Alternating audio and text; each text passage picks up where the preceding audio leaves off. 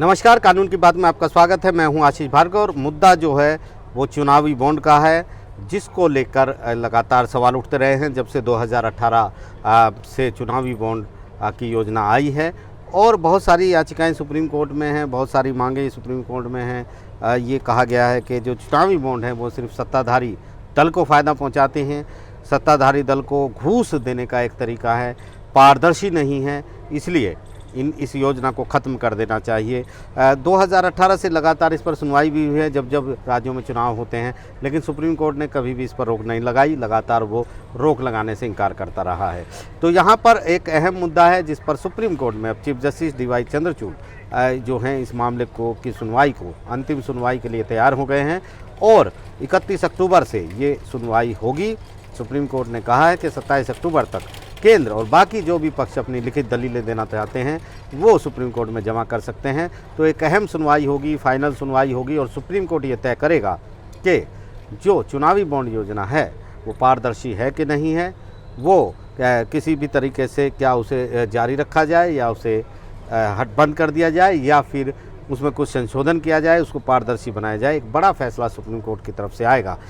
यहाँ पर याचिकाकर्ता की तरफ से प्रशांत भूषण ADR की तरफ से अपीयर होते हैं। उन्होंने कहा कि ये योजना जो है बार बार जब चुनाव नज़दीक आते हैं तो चुनाव से पहले ये योजना खोली जाती है और ये कोई पारदर्शी नहीं है, किसी को पता नहीं लगता कौन पार्टियों को किस पार्टी को चंदा दे रहा है, कहाँ से दे रहा है, सब पारदर्शी गोपनीय रहता है।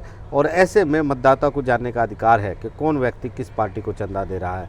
ये एक अहम सवाल है। तो यहाँ पर अटॉर्नी जनरल जो R वेंकट रमनी हैं वो अपीयर हुए थे। उन्होंने कहा था कि ऐसा नहीं है, बैंक के पास, स्टेट बैंक के पास जानकारी रहती है, मतदाता की पहचान होती है, किस पार्टी को दिया है ये नहीं बताया जाता। ये काफ़ी अहम है क्योंकि मतदाता को इससे कोई मतलब नहीं है कि कौन चंदा दे रहा है।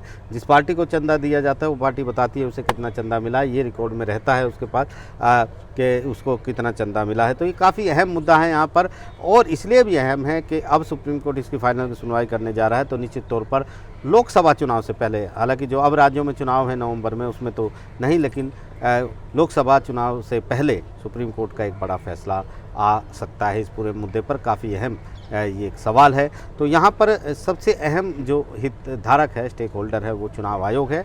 और चुनाव आयोग ने भी इस पर एक अपनी हलफनामा दाखिल किया था और चुनाव आयोग ने कहा था कि वो चुनावी बॉन्ड की योजना का समर्थन करता है। ये योजना होनी चाहिए, बहुत अच्छी योजना है, काले धन को रोकने के लिए बहुत बढ़िया ये योजना है, लेकिन इसमें और पारदर्शिता बरतने की ज़रूरत है। यानी कहीं ना कहीं चुनाव आयोग को भी लगता है कि ये योजना उतनी पारदर्शी नहीं है, क्योंकि यहाँ पर याचिकाकर्ता कह रहे हैं कि ये बिल्कुल भी योजना पारदर्शी नहीं है। एक बार सुप्रीम कोर्ट ने भी सवाल उठाए थे कि मतदाताओं को जानने का अधिकार होना चाहिए, ये पारदर्शी योजना कम लगती है, लेकिन चुनाव आयोग का भी स्टैंड है कि ये योजना पारदर्शी नहीं है। तो ऐसे में क्योंकि याचिकाकर्ता बार बार ये कह रहे हैं कि जो चुनावी बॉन्ड के अगर 2018 के बाद से आंकड़ों को देखें कि किस पार्टी को कितना फंड हुआ, तो सत्ताधारी दल को ही सबसे ज़्यादा फंडिंग होती है। 60% से ज़्यादा फंडिंग जो है वो सत्ताधारी दल को होती है।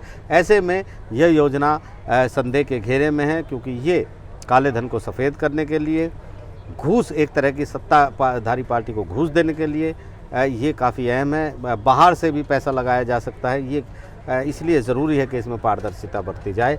तो ये एक काफ़ी अहम है। और याचिकाकर्ताओं का ये भी कहना है कि खुद रिजर्व बैंक ऑफ इंडिया इस पर आपत्ति जता चुका है, लेकिन सरकार कह रही है पूरी तरह पारदर्शी ये योजना है। केंद्र सरकार ने कहा है इसमें कोई भी झोल नहीं है और ये योजना पूरी तरह काले धन को रोकने के लिए है। साथ ही साथ स्टेट बैंक ऑफ इंडिया को इसमें नोडल बैंक बनाया, इसलिए उसके पास सारा रिकॉर्ड होता है। और ऐसे में इस योजना को ये नहीं कहा जा सकता कि किसी एक विशेष पार्टी को ये फ़ायदा देती है, सत्ताधारी दल को फ़ायदा देती है, या ये जो है वो मतदाता को उसके अधिकार से रोकती है। तो काफ़ी अहम ये मामला है और अब चुनावी बॉन्ड को लेकर घमासान सुप्रीम कोर्ट में होगा।